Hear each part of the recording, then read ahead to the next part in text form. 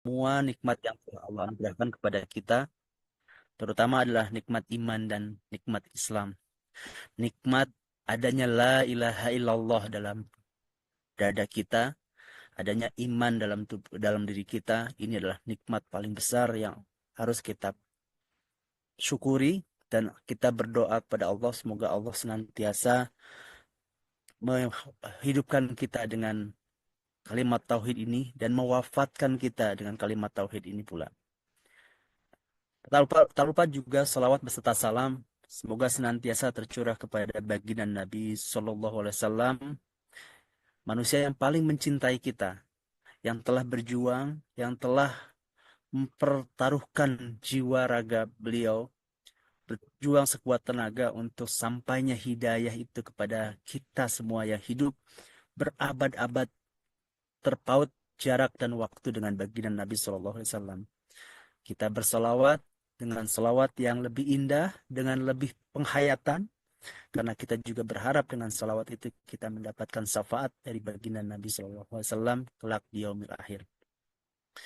Ibu dan Bapak yang Allah rahmati, hari ini adalah hari yang kita di Indonesia merayakan sebagai hari Isra dan Mi'raj.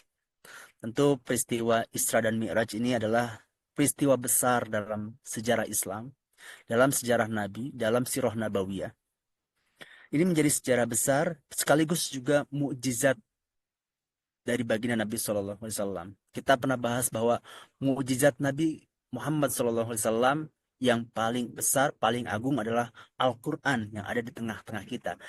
Karena mukjizat mukjizat yang lain, mukjizat para nabi yang lain itu lebih bersifat indrawi secara mata, penglihatan. Al-Quran itu adalah auditori, ya, pendengaran yang kita bisa dengarkan, ya, bisa kita juga baca, ya, dan itu kekal Allah menjaganya sebagai sebuah bacaan firman Allah yang juga merupakan pedoman hidup kita semua, pedoman umat manusia sampai akhir zaman. Yang Allah janjikan, Allah jaga Al-Quran tersebut. Nah, banyak mujizat-mujizat dimiliki oleh para nabi. Rasulullah juga termasuk yang paling banyak mujizatnya. Ya, bahkan mengungguli mujizat-mujizat para nabi yang lain. Kalau kita pernah bahas kalau Nabi Musa itu mujizatnya itu membelah lautan, bahkan Rasulullah membelah bulan. Kalau Nabi Sulaiman itu berjalan dengan kecepatan angin, dengan angin sebagai alat bantu kendaraan beliau. Rasulullah difasilitasi dengan kendaraan buruk, ya, untuk melintasi dengan kecepatan cahaya yang uh, satu langkahnya itu adalah selangkah penglihatan, pandangan pandangan mata.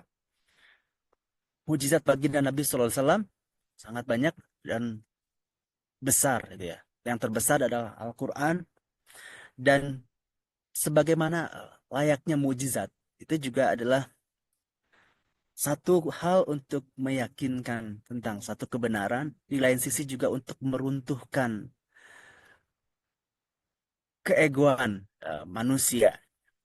Begitupun juga dengan mukjizat Isra dan Mi'raj ini. Di satu sisi juga merupakan hal yang menguatkan keimanan untuk orang-orang yang beriman, tapi juga menjadi ujian, ya, untuk orang-orang yang lemah imannya, apalagi orang-orang yang musyrik, gitu ya.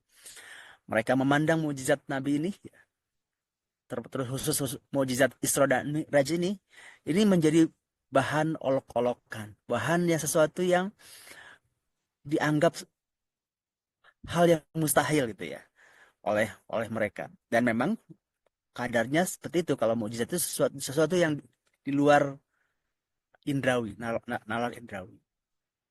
Tapi yang utama adalah bahwa Isra dan Mi'raj ini adalah tentang kekuasaan Allah yang Allah tunjukkan kepada baginda Nabi Shallallahu Alaihi Wasallam. Allah hibur Nabi, ya, di tengah kesedihan beliau. Karena peristiwa Isra dan Mi'raj ini, para ulama menyebutkan bahwa peristiwanya setelah peristiwa Amnul Huzn, ya, ataupun tahun kesedihan. Kenapa disebut tahun kesedihan?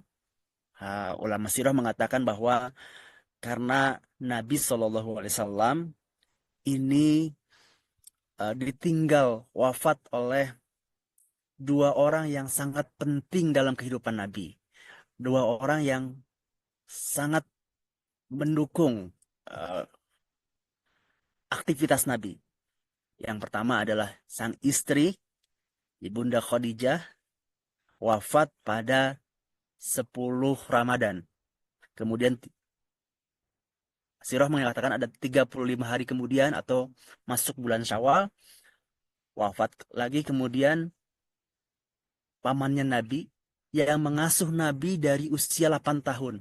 Dari usia kecil diasuh dengan penuh kasih sayang. Dalam keluarga yang penuh kasih sayang. Pamannya juga istri dari pamannya yang juga mengasuh dan keluarganya tentunya. Keluarga Abu Thalib sangat menyayangi Nabi, mengasuh Nabi sampai mengantarkan Nabi pada pernikahan di usia 25 tahun. Orang yang sangat berjasa membela Nabi, membackup Nabi dari gangguan secara uh, sosial, politik mau kita ini terbatas. Kita juga diperintahkan untuk belajar pada peristiwa-peristiwa yang kita alami. Peristiwa misalkan COVID-19, peristiwa tentang bencana alam, ya. Bencana-bencana yang bencana alam, bencana yang terjadi, baik bencana alam maupun juga musibah kemanusiaan. Bahkan yang terakhir, peristiwa kebakaran di Los Angeles sekalipun, itu tentu semuanya harusnya menjadi sebuah pembelajaran sekaligus juga untuk menunjukkan betapa manusia itu rapuh, lemah, gitu ya. Apa yang kalian sombongkan ya? Negara Amerika, negara adidaya yang super katanya canggih dari sisi infrastruktur teknologi, dibuat tidak berdaya ya, dengan angin ya, yang dengan angin yang membawa api. Ini sebuah pembelajaran ya, bahwa ilmu kita terbatas, Allah maha luas kekuasaannya. Dan ini kalau kita lihat dalam peristiwa Isra dan Mi'raj juga, kita lihat bahwa betapa luasnya ilmu Allah, kekuasaan Allah, dan Allah tunjukkan kepada baginda Nabi kepada Nabi Muhammad SAW, jangan bersedih wahai Rasulullah, ya. Di sebagai hiburan, Isra dan Mi'raj juga satu sisi sebagai cara Allah menunjukkan kekuasaannya, sekaligus juga menghibur baginda Nabi SAW yang bersedih ya tentang bagaimana beliau kehilangan orang yang begitu besar, dua orang yang begitu besar jasanya bagi baginda Nabi SAW. Nah, terkait dengan peristiwa uh, Isra dan Mi'raj, kemudian peristiwa ini juga menjadi momen untuk Abu Jahal dan kroni-kroninya untuk membuli Rasulullah itu kan ya. Karena tersebarnya peristiwa Isra dan Mi'raj ini itu juga melalui mulut mereka ya, disampaikan dari mulut ke mulut, sampai kemudian orang dikumpulkan untuk bukan untuk menguatkan pada keimanan orang, tapi berusaha untuk melemahkan uh, orang yang mendengarnya, bahwa ini sesuatu cerita yang tidak masuk akal buat mereka gitu ya. Nah, tapi kemudian ada juga momen penting dari Abu Bakar As-Siddiq ya. Jadi dalam peristiwa Isra dan Mi'raj, tokoh penting lain yang harus kita sertakan ketika mengkaji ini adalah sosok Abu Bakar As-Siddiq. Nah, tentang peristiwa, mungkin sebelum bicara ke situ, bahwa dalam dunia ini juga memang selalu saja ada peristiwa pro kontra, atau juga orang-orang yang mungkin tidak suka membuli, ya, pembulian itu mungkin saja terjadi, dan Rasulullah pun mengalami hal tersebut. Rasulullah pernah dibully oleh netizen di zaman itu ya. Ummu Jamil namanya, netizen paling buruk di zaman Nabi. Ummu Jamil tuh istrinya Abu Lahab. Dia sering mengolok-olok Nabi. Bahkan pada awal masa kenabian, ketika wahyu itu sempat turun, sempat beberapa waktu tidak turun kepada Nabi SAW. Dan ini digunakan oleh Ummu Jamil untuk mengolok-olok Nabi karena wahyu belum turun. Seolah-olah engkau ditinggalkan, Muhammad gitu ya, eh, sama temanmu itu gitu ya. Tapi kemudian Allah menurunkan eh, ayat ya, surat Ad-Duha, wad-duha wal-laili idza saja ma wadda'aka mawadda'aka. Ini Allah tidak meninggalkanmu.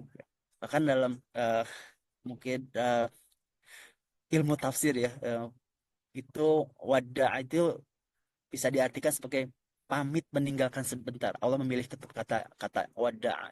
Kan kalau meninggalkan literasi bahasa Indonesia mungkin bisa saja dengan bahasa Arab dengan hijrah ataupun pindah ataupun pergi gitu ya. Tapi ini adalah pamit sementara itu. Allah tidak meninggalkan ataupun meninggalkan barang sebentar pun. Mawadda'aka wa maqala. Allah memberitahukan bahwa kehadiran Allah tidak pernah absen dalam kehidupan Nabi Shallallahu Alaihi Wasallam, tidak pernah luput ya, dan dari kehidupan Nabi Shallallahu Alaihi Wasallam. Dan ini para ulama juga memberikan pemahaman kepada kita ketika Allah berbicara kepada Rasulullah dengan kapasitas Rasulullah sebagai orang kedua, ya, orang kedua dalam komunikasi itu ya. Uh, Pihak kedua, pihak langsung yang berkomunikasi, ini juga ayat yang bisa kita resapi berlaku untuk kita. Karena meresapi itu juga pesan yang sama untuk kita. Bahwa Allah hadir, tidak pernah absen dalam kehidupan kita. Posisikan ya, jadi jika Allah berfirman kepada Nabi dalam bentuk orang kedua, maka berlakukan itu juga Allah sedang berbicara kepada kita. Allah sedang berbicara kepadamu ya. Allah berbicara kepada setiap masing-masing kita. Dan uh, ini adalah peristiwa yang juga masih tahu ke Rasulullah ya. Jangan bersedih wahai Rasulullah ya. Karena Allah selalu menyertai Rasulullah. Karena Rasulullah juga uh, yang membuat sedih ya. Para ulama mengatakan juga kesedihan Rasulullah itu bukan semata-mata karena hilangnya dua orang ini, tapi kesedihan karena ada potensi terputusnya dakwah, sulitnya dakwah untuk bisa berkembang lagi gitu kan ya. Karena kehilangan dua orang ini ya, termasuk Mekah juga sudah hampir tertutup untuk bisa berdakwah di sana. Nah, tadi saya sampai sampaikan bahwa dalam peristiwa Isra Mi'raj, sosok Abu Bakar juga tidak bisa dilepaskan. Ya, ini sosok yang sangat penting karena keimanannya beliau. Ya, karena imannya Abu Bakar yang luar biasa.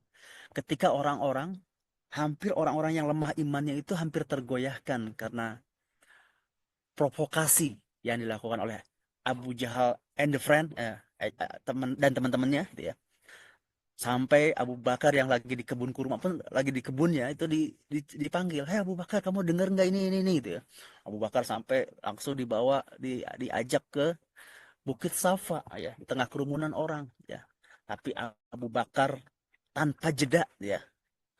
Kalau Nabi Muhammad itu mengatakan yang lebih dari ini sekalipun ya, aku akan percaya ya.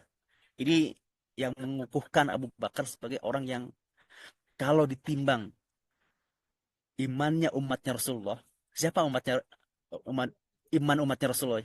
Ya Abu Bakar, ya Umar, Utsman, sahabat dan semua kita sampai hari kiamat itu masih lebih berat imannya Abu Bakar As-Siddiq. Memang luar biasa tentang keimanan dan kontribusinya Abu Bakar As-Siddiq ini. Dalam sebuah peristiwa hijrah ketika orang-orang uh, ketika sebelum hijrah ke Madinah ya, kan sebagian sahabat sudah ada yang berhijrah karena gelombang hijrahnya sahabat ke Madinah itu kan enggak serentak semua bareng ya, bergelombang ya. Ada yang sendiri, ada yang bersama kawannya itu ya. Ada banyak, sebagian besar itu sembunyi-sembunyi kecuali Sayyidina Umar bin Khattab itu ya. Ya dengan terang-terangan melakukan hijrah. Nah, Abu Bakar menawarkan diri ya ketika sesaat menjelang hijrah itu Abu Bakar menawarkan diri, menawarkan kepada Rasulullah untuk menemani Rasulullah untuk hijrah. Ini hijrah bersama Rasulullah ini bukanlah sesuatu yang mudah ya. Hijrah ini kita tidak asosiasikan seperti perjalanan umroh mungkin kalau sekarang atau perjalanan wisata. Bukan, ini perjalanan yang penuh resiko, penuh bahaya ya. Ancamannya nyata, apalagi bersama Rasulullah yang menjadi target operandinya orang-orang musyrik Quraisy itu ya. Tapi Abu Bakar menawarkan diri, dan ketika perintah hijrah itu datang, Abu Bakar mendapatkan kabar dari Rasulullah ya, bersabarlah ya, bersiaplah engkau Abu Bakar ya, uh, bahwa engkau akan menjadi menemaniku dalam hijrah. Ini kata-kata yang disambut oleh Abu Bakar dengan tangis kebahagiaan yang luar biasa. Kata Ibunda Aisyah ya, aku tidak pernah melihat orang menangis begitu harunya atas kebahagiaannya. Selain ketika Abu Bakar begitu bahagianya mendapatkan kabar bahwa dia akan menyertai Rasulullah dalam hijrah. Dalam perjalanan yang berbahaya ini ya, bukan perjalanan wisata tadi kan. Ini perjalanan yang berbahaya. Ada sebuah peristiwa ketika hijrahnya Abu Bakar, hijrahnya Rasulullah bersama Abu Bakar di sebuah gua ya, yang namanya Gua Sur. Ini apa yang disampaikan oleh Nabi. Kata Nabi kepada Abu Bakar di Gua Sur, ini adalah bisa jadi, ini bisa kita gunakan sebagai rumus kehidupan. Ketika Abu Bakar merasakan bahaya yang begitu besar. Abu Bakar tuh bukan takut ketahuan kemudian ditangkap dia terbunuh, bukan. Dia takut kalau Abu Bakar yang terbunuh ya nggak apa-apa. Ya dia mati udah selesai itu kan ya. Tapi kalau Rasulullah yang terbunuh, Rasulullah yang tertangkap, artinya apa? Dakwah Islam ini, dakwah sampainya hidayah ini akan terputus. Ini yang Rasulullah, yang Abu Bakar takutkan, khawatirkan. Mungkin ibu bapak yang pernah wisata ke Gua Sur. Gua Sur itu bukan seperti gua kita di Indonesia ya, gua dalam itu. Itu hanya seperti onggokan batu yang ada celah, gitu. Jadi kalau waktu itu orang-orang musyrik Quraisy menengok saja ke kakinya itu bisa ngelihat di situ ada dua orang yang sedang bersembunyi di dalam gua.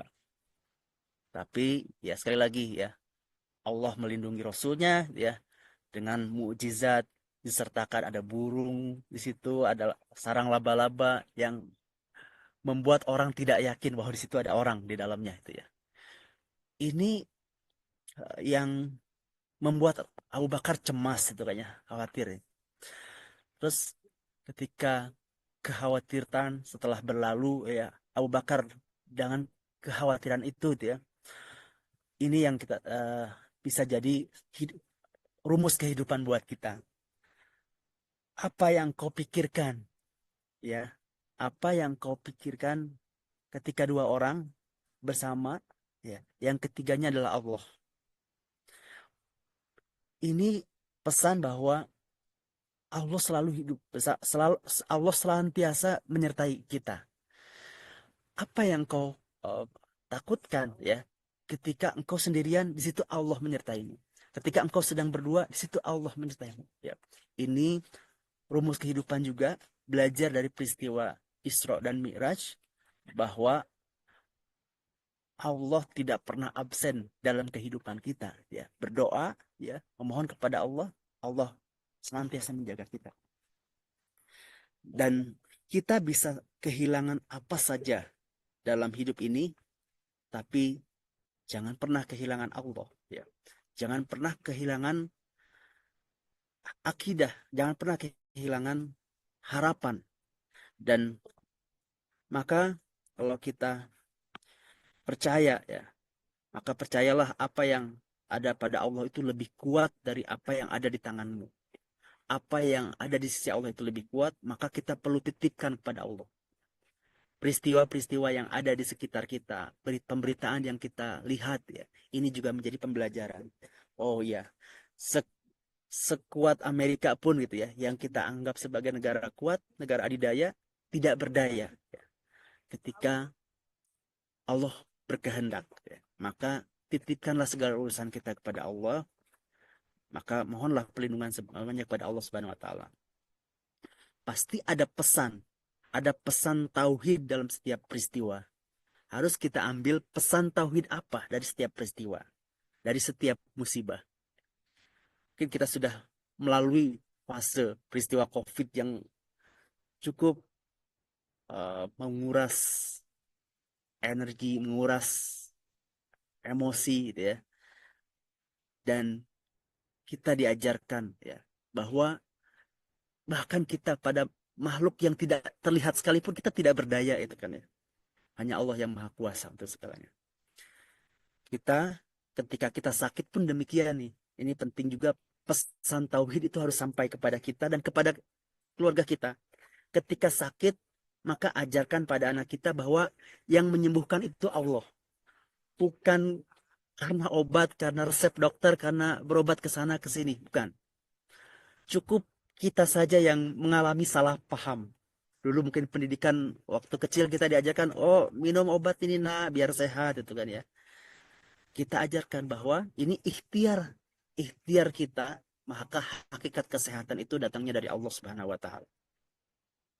Nah, Ibu apa yang Allah rahmati, tahun ke-10 tadi disebut sebagai tahun kesedihan. Kenapa? Memang wafat dua orang penting. Tapi mohon maaf nih, saya berkeyakinan mustahil ini menjadi puncak kesedihan Nabi. Kenapa? Karena Nabi Shallallahu Alaihi Wasallam itu sudah diuji dengan banyak kesedihan. Beliau terlahir sebagai yatim, usia 6 tahun, baru beberapa saat kan. Kalau kita menjalani sirah, Rasulullah itu bersama ibunda itu hanya baru beberapa saat itu. Karena usia 0 sampai 4 tahun itu di perkampungan Bani Sa'adah, Sa'adiyah, Bani Sa'ad. Dilanjutkan lagi gitu ya. Kemudian 2 tahun kontraknya, kemudian dilanjutkan lagi sampai 4 tahun ya. Usia 6 tahun ditinggal oleh ibunda, menjadi yatim piatu. Ini sebuah kesedihan ya. Kemudian usia 8 tahun ditinggal kakek tercinta. Kemudian begitupun juga setelah menikah, Rasulullah pernah mengalami kesedihan kehilangan anak. Untuk orang tua, kehilangan anak itu sesuatu yang pasti sedih, sedih yang sangat dalam gitu kan ya. Sangat sedih karena kita sebagai orang tua akan melakukan apapun untuk bagaimana bisa anak kita sehat, anak kita selamat itu kan ya. Sebagai orang tua pasti kita ingin melakukan seperti itu. Dan Rasulullah pernah mengalami ini, kehilangan anak ini. Maka mustahil kalau dua kehilangan dua orang ini menjadi puncak kesedihan Nabi. Karena Nabi sudah diuji dengan Allah dengan banyak kesedihan. Dan lalu lantas apa yang menjadi kesedihan Nabi ya, dengan wafatnya dua orang ini? Karena kesempatan untuk berdakwah di Mekah sudah habis. Boleh dibilang sudah habis. Ini yang membuat Nabi sedih. Ini yang membuat Nabi sedih karena dengan tertutupnya dakwah itu, maka kesempatan kita nih, orang-orang yang tinggal di Purwodadi, di Jogja, mungkin di semua tempat di penjuru dunia ini, mungkin tidak sampai hidayah. Maka bersyukurlah sampai hidayahnya, hidayah yang sampai pada kita saat ini, betapa besarnya perjuangan Nabi SAW untuk sampainya hidayah kepada kita ini. Nah, itu apa yang Allah rahmati. Setelah tahun eh, di tahun yang sama wafatnya dua orang penting bagi Rasulullah ini adalah kemudian beliau pergi ke Taif. Berdakwah ke Taif dilakukan pada bulan Syawal. Sebenarnya dalam mengkaji sejarah itu penandaan kajian tentang tanggal, bulan itu tidak terlalu penting untuk kita hafal. Kecuali kita mau mengambil ibrohnya, pelajarannya. Nah, kenapa kita highlight tentang bulan Syawal? Rasulullah itu pergi ke Taif. Dan untuk apa? Untuk kita coba runut ya. Untuk coba kita runut peristiwa yang terjadi ini. Jadi Rasulullah pergi ke Taif bulan Syawal. Istrinya yang beliau cintai, sangat beliau cintai, Bunda Khadijah itu wafat bulan Ramadan. Tidak berselang pamannya juga wafat 30 atau 35 hari setelahnya. Artinya Suaranya hilang ya, Bapak. maaf Bu, maaf Pak. Iya, Ustadz. Suaranya hilang. Oh, suara hilang. Suaranya kecil Pak, kena angin kemungkinan. Oh iya, tadi ada motor lewat. Ya. Mohon maaf, mohon maaf. Nah, ini kedengaran. Oh, sudah Ya, kembali sudah. baik. Ya, ada Jadi lagi. mengkaji sejarah, ya tanggal bulan itu sebenarnya tidak begitu penting kecuali kalau kita mau mengambil ibrohnya gitu ya. Nah ini Rasulullah pergi ke Taif untuk berdakwah. Karena setelah wafatnya dua orang ini hampir tertutup tuh peluang dakwah untuk berdakwah di Mekah. Rasulullah mau cari tempat yang memungkinkan untuk sampainya risalah dakwah ini, risalah Islam ini ke penjuru dunia. Maka Nabi berangkat ke Taif pada bulan Syawal. Coba kita runut ke belakang peristiwa Syawal ini. Ibunda Khadijah wafat 10 Ramadan. Selang beberapa pekan kemudian, pamannya juga wafat. Ya, ada yang mengatakan 30 hari setelahnya. Artinya di akhir Syawal atau di pertengahan bulan Syawal, Rasulullah bergerak hijrah, bergerak untuk melakukan dakwah ke Taif yang jaraknya kurang lebih 100 kilometer. Sekarang nyaman ya, 1 jam 10 menit sampai itu pakai travel ke Taif. Perjalanannya juga bagus. Tapi Rasulullah dulu ke sana itu dengan berjalan kaki, Ibu Bapak. Kalau sempat ke Taif, eh, terus sempat ke Wada ya, apa ke bukit ini ya, Bukit Mada ya, yang terkenal tempat wisata, yang bisa naik kereta gantung tuh, itu eh, ada jalan apa jalan-jalan tangga gitu yang sekarang diabadikan itu katanya dulu eh, tempat dulu Rasulullah melintasi eh, ketika perjalanan ke Taif, naik turun dengan bukit berbatu dan banyak apa namanya cadas tajam gitu ya. Itu yang dilakukan Rasulullah. Nah, kalau kita runut tadi sejarah ya dalam tentang waktunya, artinya Rasulullah itu langsung move on dari kesedihannya itu, langsung bergerak ya, langsung berdakwah ke Taif ya. Jadi bukan semata-mata oh ini tahun kesedihan karena wafat kemudian orang-orang penting, tapi betapa sedihnya Rasulullah ketika peluang dakwah di Mekah itu sudah hampir tertutup. Nah, kemudian kita belajar sirah juga lihat tentang rentang waktu tadi tanggal. Nabi itu pergi ke Taif bulan Syawal. Di Syawal waktu itu adalah bertepatan dengan akhir Mei, awal Juni. Bulan apa ini? Kalau sekarang masih relevan. Itu Juni, Mei, Juni, Juli, Agustus tuh musim panas ya. Itu adalah puncak musim panas di Saudi. Rasulullah bukan naik unta, bukan naik eh, kuda, tapi berjalan kaki. Agar apa? Agar nggak ketahuan oleh orang-orang musyrik bahwa Rasul akan ke Taif, akan melakukan safari dakwah. Bukan, tidak agar tidak ketahuan. Juga Rasulullah keluar ke Taif itu bukan bersama orang-orang sahabat yang kuat, bukan dengan Abu Bakar, dengan Sayyidina Umar, dengan Sayyidina Ali mungkin ya, yang eh, bisa membela Nabi gitu ya. Tidak, Rasulullah tidak keluar dengan sahabat kuat, tapi dengan anak angkatnya, yaitu Zaid bin Harithah. Ini untuk apa? Untuk mengesankan bahwa perjalanan ini ya natural saja. Ya paling eh, orang tua kan jalan sama anak mungkin mau belanja kali gitu ya, mau ke eh, Alfamart kali kalau dulu. Mungkin untuk belanja aja ke tempat dekat atau mungkin perjalanan natural aja gitu ya. Supaya memberikan kesan bahwa ini perjalanan biasa gitu ya, tidak membahayakan buat mereka ataupun juga tidak jadi ancaman buat mereka. Tapi Nabi ingin ke Taif, ingin mencari tempat untuk hijrah, tempat untuk berdakwah, tempat untuk menampung dakwah. Tapi yang diterima bukan penerimaan yang baik di Taif. Bahkan ini riwayat yang disampaikan Ibunda Aisyah, peristiwa apa wahai Rasulullah selain Uhud yang membuat engkau bersedih? Rasulullah menceritakan tentang peristiwa Taif ini. Tidak menghasilkan apa-apa waktu ke Taif. Tapi bukan berarti tidak berguna ya. Tidak berhasil di Taif bukan berarti tidak menghasilkan apa-apa. Karena apa? Sepulang dari Taif, Nabi berhenti di sebuah kebun kurma milik orang yang memusuhi Nabi. milik Utbah dan Saibah, dua anaknya Rabi'ah, Utbah bin Rabi'ah dan Saibah bin Rabi'ah, dua orang yang memusuhi Nabi. Ya, alhamdulillah saya kemarin waktu umroh berkesempatan untuk mampir ke Masjid Ad-Das. Masjid Ad-Das sekarang masih dirawat sedemikian rupa itu ya, masih ada kebun kurmanya gitu ya. Masih ada kebun anggurnya di situ. Ya, Nabi singgah ke kebun anggur di situ, masih ada kebun anggurnya, ada musola kecil di situ ya. Musola Ad-Das. Jadi sepulang dari Taif, Nabi berhenti di kebun anggur ya, kebun anggur milik orang yang memusuhi Nabi yaitu Utbah dan Saibah bin Rabi'ah. Dan ini menjadi jalan hidayah bagi Adas.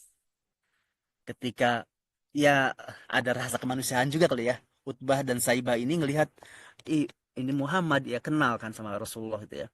Berdarah Rasulullah. Muka kakinya berdarah, dipukuli, dilempari dengan kotoran ketika ke Taif itu kan.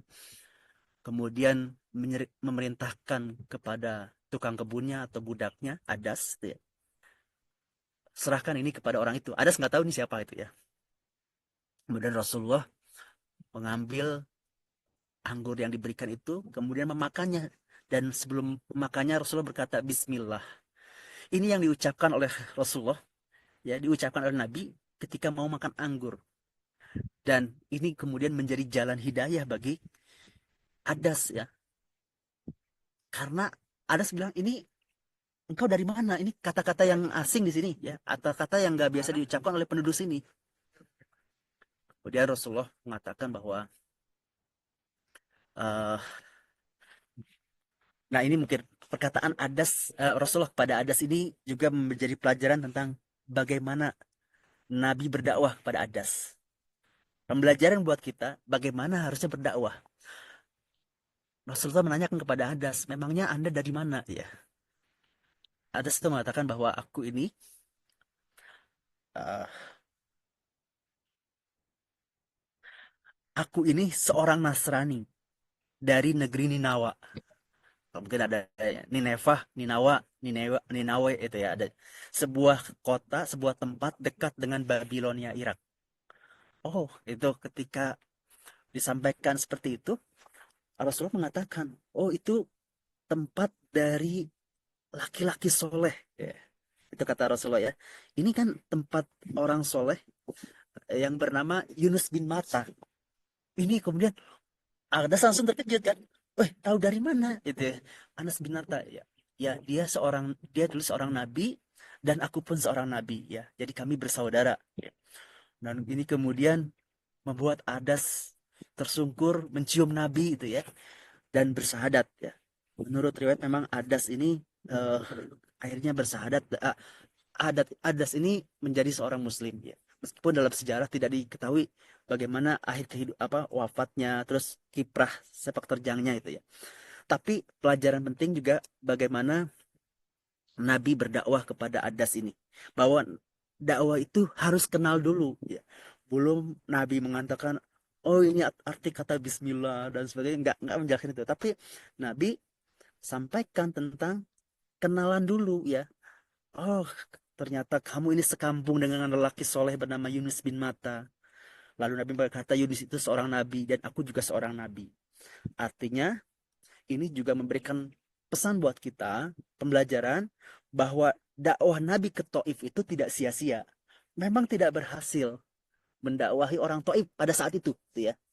Meskipun kelak Taif ini menjadi uh, pendukung dakwah Nabi.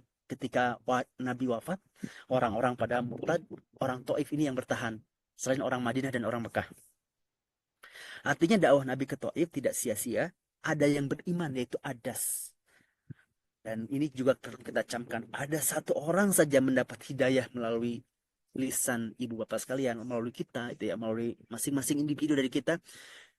Orang menjadi sholatnya lebih khusyuk ya, lebih gemar beramal ya, lebih ingat akhirat ya, itu lebih baik dari unta merah, lebih baik dari kendaraan terbaik, lebih baik dari seluruh isinya ya, bumi dan seluruh isinya.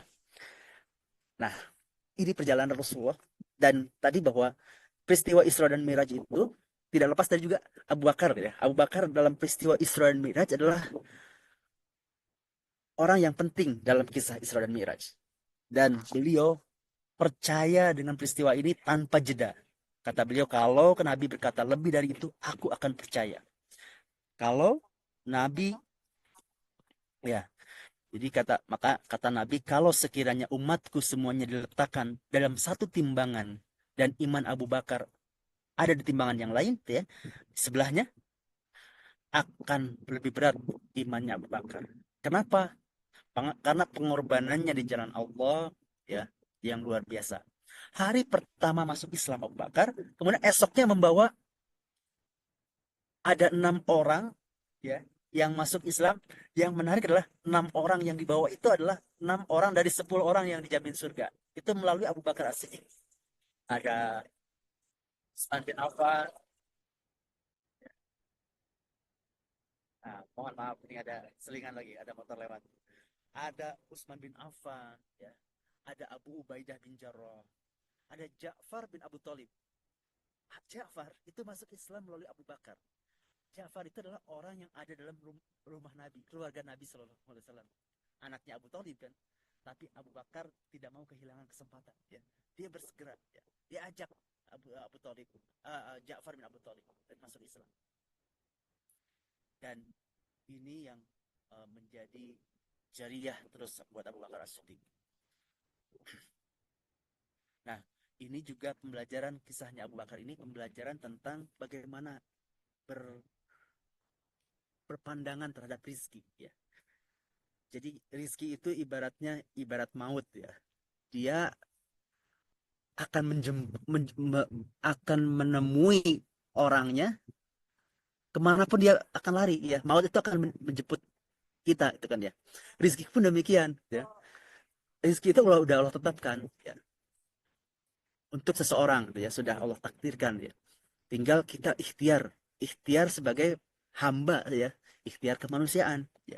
Jadi kalau kita menyadari ini, harusnya tidak ada lagi koruptor, karena koruptor itu mengubah cara dia mendapatkan rezeki, ya, menjadi sesuatu yang haram, ya.